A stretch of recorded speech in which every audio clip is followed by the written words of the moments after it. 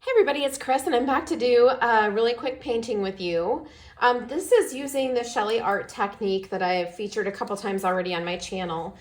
I'm not going to get into all of the details of it. I will put a link in the description down below to the first video that I did that gave you a lot more details.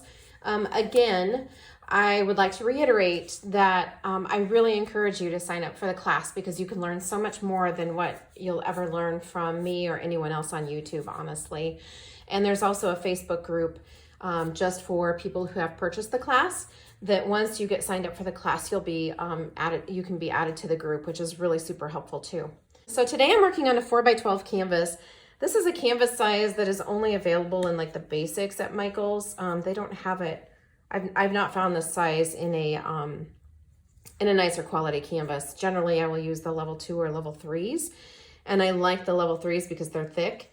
This particular one is thick as well, but it does not have the gallery wrap to it. So I tend to kind of stay away from those because I like the higher quality, but I really love this size and I want to do 3 separate blooms on it.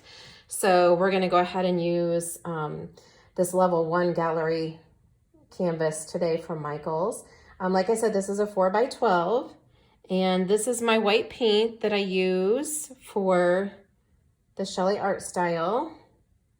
And this is a paint that was purchased at Walmart. So I'm just going to put a generous amount of paint on here, and so that I can add the puddles to it. And then there will be enough to tilt it off and cover the edges as well.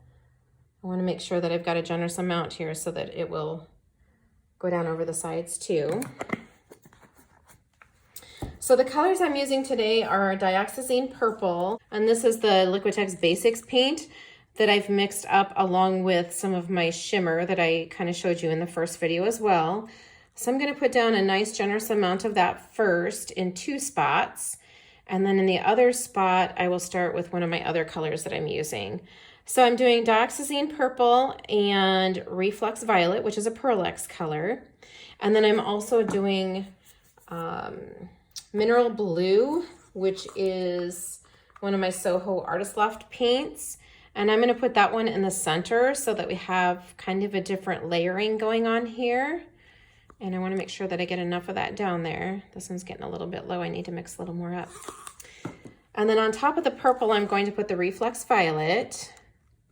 And if you'll remember, the colors that are on the top and the bottom are the colors that are going to show through the most.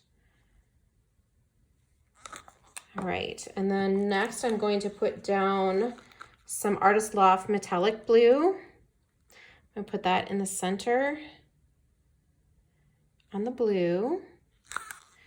And then I'm going to come back and put the mineral blue on top of the purple ones on the end.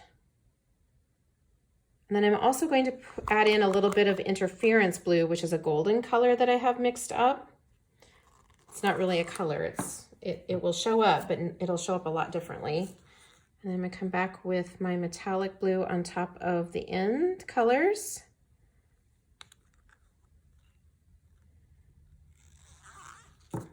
And then I'm going to put the interference blue on top of that. And I think I'll put the interference blue in the center and then add my purple to those. I actually meant to put this in between the blue and the purple on the ends, and I forgot. So that's all right. We're just going to go with it. All right, and then dioxazine purple in the center and the reflex violet on top of that. And then I'm going to use a white cell activator with these today.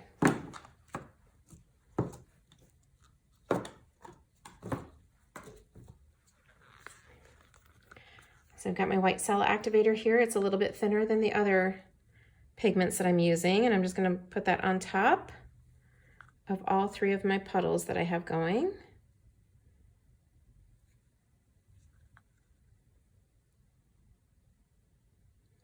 And I'm going to go ahead and blow these. I'll try to kind of keep you in view, but I'm not sure that I'll be able to keep you in the camera here. So I'm going to lift this up so that I can blow on them.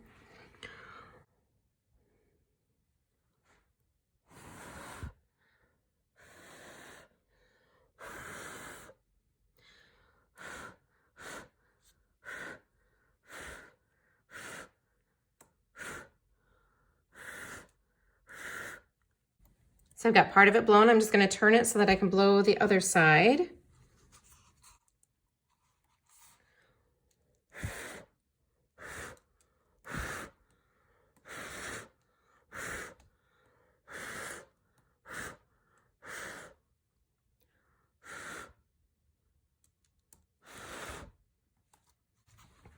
You can see my color's already running off a little bit, but I'm going to let that kind of bounce back up and release off of the bottom. And then we'll see if we can tilt these off. Got some really cool cells starting already. So I think I'm going to go down to this end first, kind of go diagonal, and take these off down here, and then pull it back.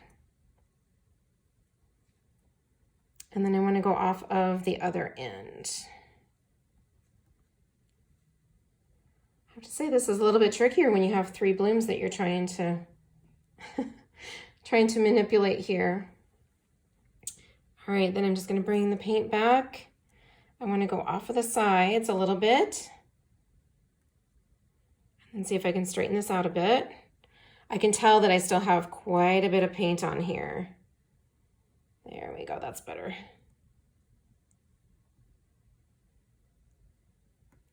And I'm just going to try to even that out just a little bit. There we go. So got some really cool cells. It is a little bit harder to do it when you're doing 3 of them, I will say that for sure. Because the center one, maybe I should have blown it out just a little bit more, but it's a very cool painting, I think. And I love the colors. I love that blue and purple together. It'll be really beautiful when it dries with that interference flat violet. So we got some really cool cells down here on the left end, and then as well on the right end, and then there in the center. It's pretty neat. Very quick painting, which this technique I think can be quick if you have everything all mixed up. It's just the time to mix everything up that takes you a little while. But you can really get some cool effects with this, guys. All right, if you have any questions, please let me know. Thanks so much for watching today, and I'll catch you next time. Bye-bye.